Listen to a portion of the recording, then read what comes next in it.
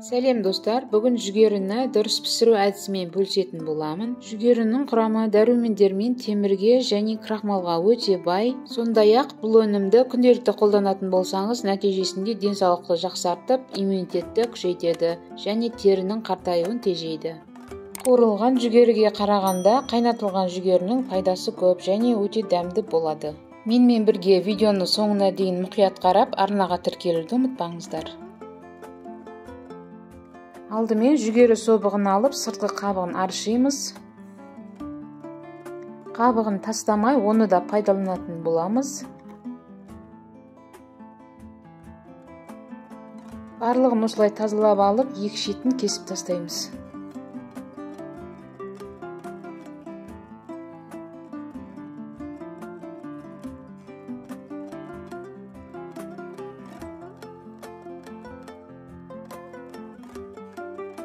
Жүгеріні қайнататын ыдыстың табанына жаңағы қабықтарын салып төсеп аламыз.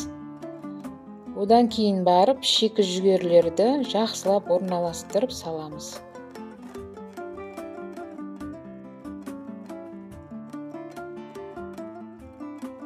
Бетіне де қалған қабықтарынан саламыз.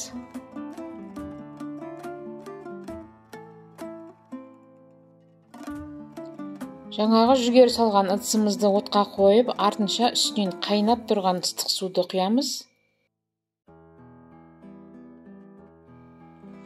Осылай жүгерілер батқанша толтырып құюымыз керек. Одан кейін бір ас қасық қант саламыз. Енді бетін жауып қайнағанын күтеміз. Осылай қатты қайнағаннан кейін енді астындағы отын басып, жай отта 25 минут қайнатамыз.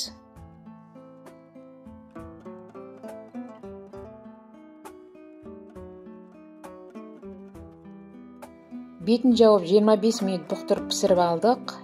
Енді отын сөндіріп, піскен жүгерімізді суын сырқып ыдысқа салып аламыз.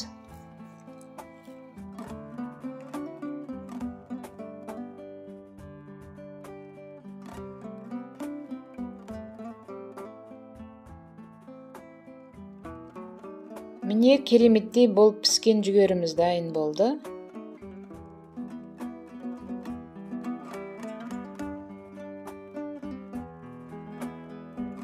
Қалауымызша үстінен тұз себеміз. Одан кейін кез келген ыдыспен 1-2 минут бетін жауып қоя тұрамыз.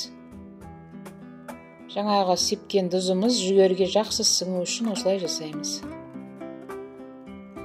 Тұзын сіңдіріп, енді бетін ашамыз. Толықтай жүгеріміз дайын болды.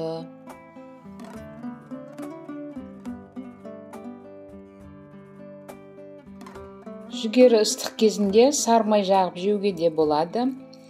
Бұл піскен жүгеріні адам баласының барлығы жақсы көреді десек те болады. Өйткені жүгеріде барлық дәрумен болғандықтан көңіл күйді көтереді. Балалардың да сүйіп жейтін асы. Жасап көріңіздер, сіздерге ас болсын.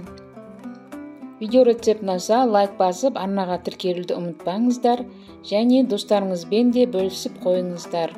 Сіздермен болған мен Айнұр, баршаңызға сәттілік.